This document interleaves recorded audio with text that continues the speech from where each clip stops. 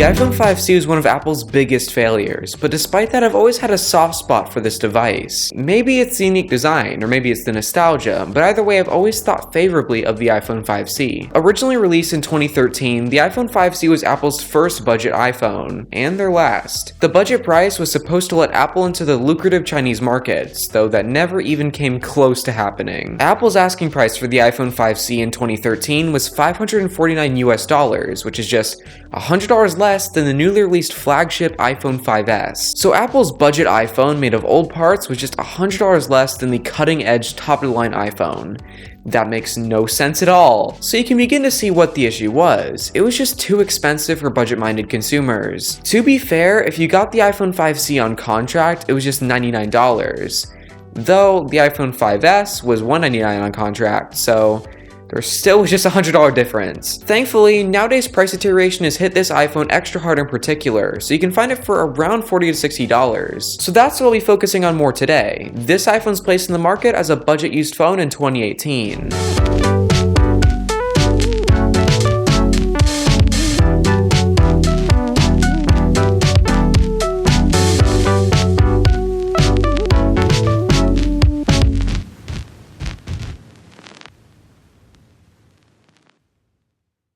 Let's start with the design. You're gonna either love it or you're gonna hate it. Apple chose to build this iPhone out of plastic to cut costs, and to many people it looks and feels cheap. In my opinion, the plastic feels as premium as plastic can get. It's smooth, it has some heft, and it's more durable than its aluminum counterpart. On the other side of the phone lies the 4-inch Sub-HD display.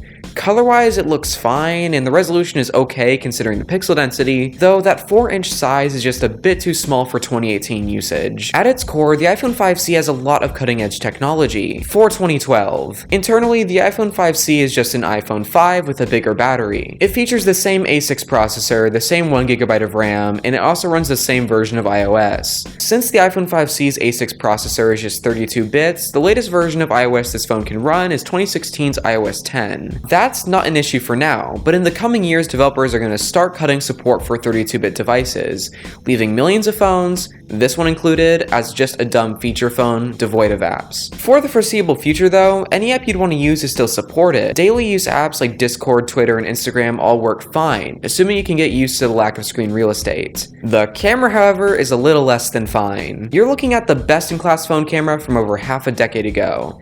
That means your photos are going to be quite grainy and have a lack of dynamic range. On the video side of things, you're limited to 1080p at 30 frames per second, with no image stabilization of any kind. The video capability also suffers from the same drawbacks as the photos do, meaning a lack of dynamic range and lots of grain. I put together a short grouping of samples so you can see what I'm talking about. Take a look.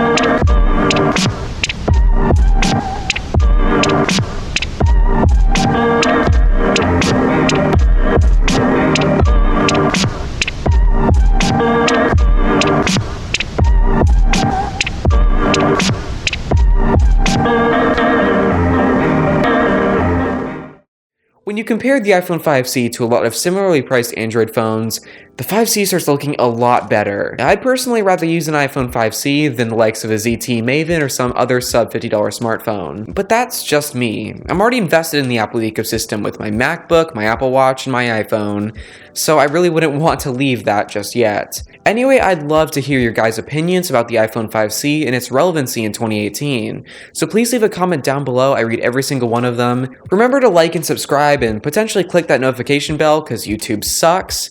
Anyway, thank you guys so much for watching. I'll see you in the next video. Bye.